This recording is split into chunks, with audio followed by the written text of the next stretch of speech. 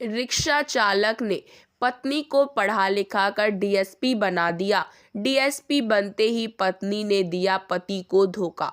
फिर क्या हुआ? जिंदगी में किसी को उसकी ऊंचाई तक पहुंचाने के लिए अपना सब कुछ बर्बाद मत कर देना, क्योंकि जब लोग ऊंचाई पर पहुंच जाते हैं तो अक्सर उन्हें नीचा देखने की फुर्सत नहीं होती।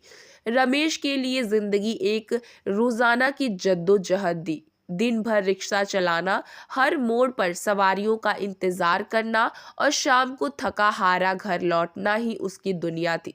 लेकिन उसके सपने इससे कहीं बड़े थे। सपने जो उसने अपनी पत्नी सीमा के लिए देखे थे। वो नहीं चाहता था कि उसकी पत्नी भी उसकी तरह संघर्ष करे। वो चाहता था कि सीमा पढ़े, आगे बढ़े और अपनी पहचान बनाए।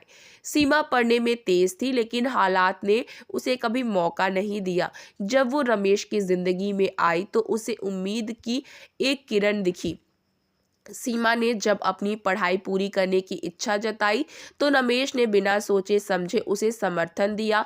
उसने दिन रात मेहनत की, अपना हर पैसा सीमा की पढ़ाई में लगाया। कई बार खुद भूखा रहा, लेकिन सीमा की किताबों की कमी नहीं होने दी।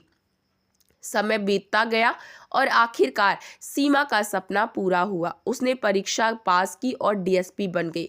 जब वो पहली बार खाकी वर्दी पहनकर आई तो रमेश की आंखों में गर्व और खुशी के आंसू थे। उसने सोचा कि अब उनका जीवन बदल जाएगा, अब वो भी चैन की जिंदगी जी सकेगा। लेकिन उसे ये नहीं पता था कि ये बदलाव किस दिशा में जाने वाला था। जैसे जैसे सीमा अपने नए पद पर व्यस्त होती गई, वैसे वैसे उसके और रमेश के बीच की दूरी बढ़ती गई। अब वो घर देर से लौटती, अक्सर किसी न किसी ऑफिसर के साथ मीटिंग्स में व्यस्त रहती। पहले जो हंसी खुशी से रमेश के हाथ से चाय का कप लेती थी, अब वही उसे अनदेखा करने लगी। रमेश को ये बदलाव समझ नहीं आया।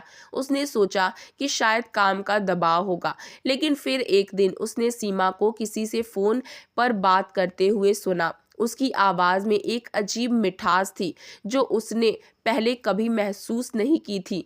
जब रमेश ने पूछा तो सीमा ने टाल दिया। कुछ दिनों में रमेश को एहसास हो गया कि सीमा अब उसे पहले जैसा नहीं देखती। अब वो एक नई दुनिया में थी, एक ऐसी दुनिया जहां रमेश के लिए कोई जगह नहीं थी। एक दिन रमेश ने सीमा को अपने ऑफिस के एक सीनियर अधिकारी विनय के साथ देखा। उसके बीच की नजदीकी ने सब साफ कर दिया। रमेश के दिल पर जैसे किसी ने हथौड़ा मार दिया हो। जिसे उसने अपनी पूरी जिंदगी दी, वही उसे धोखा दे रही थी। उसने सीमा से बात करने की कोशिश की, लेकिन उसने उल्टा रमेश को ही दोषी ठहरा दिया। तुम अभी भी रिक्शा चलाने वाले ही रहोगे, लेकिन मेरी दुनिया अब बहुत आगे बढ़ चुकी है। ये शब्द रमेश के कानों में गूंजते रहे। लेकिन इससे भी बड़ा धोखा तब मिला जब पुलिस ने रमेश को गिरफ्तार कर लिया। सीमा ने उस पर घरेलू हिंसा और मानसिक प्रताड़ना का झूठा आरोप लगा दिया। वो रात भर हवालात में बैठा रहा, सोचता रहा कि क्या यही उसका अंजाम था जिसे ऊंचाई तक पहुंचाने के लिए उसने अपनी पूरी जिंदगी झोंक दी, वही आज उसे मिटाने पर तुली थी। लेकिन रमेश टूटने वालों में से नहीं था। उसने फैसला कर लिया कि अब वो अपनी जिंदगी को यूं ही नहीं छोड़ सकता। उसने खुद को मजबूत किया, कानून की पढ़ाई शुरू की और खुद को एक नए रास्ते पर डाल दिया। वक्त बीतता गया। 3 साल बाद रमेश अब एक वकील बन चुका था। उसने सीमा और विनय के खिलाफ केस लड़ा और साबित किया कि उसके खिलाफ लगाए गए सारे सबूत झूठे थे। धीरे धीरे सीमा की सच्चाई अब सबके सामने आने लगी। भ्रष्टाचार और गलत संबंधों की वजह से उसे निलंबित कर दिया गया। विनय पर भी घोटालों के आरोप लगे और वो जेल चला गया।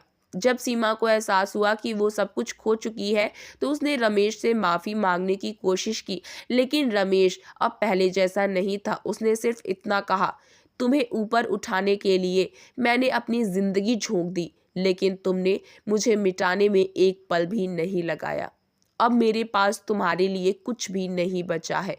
ये कहकर वो अपनी नई दुनिया की ओर चला गया, जहां अब कोई धोखा नहीं था, बस उसकी मेहनत, उसका संघर्ष और उसकी जीत थी।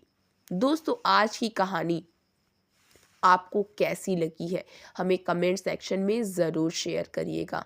तो मिलते हैं अगली वीडियो में एक नई कहानी के साथ। तब तक के लिए अपना ख्याल रखिएगा। नमस्कार।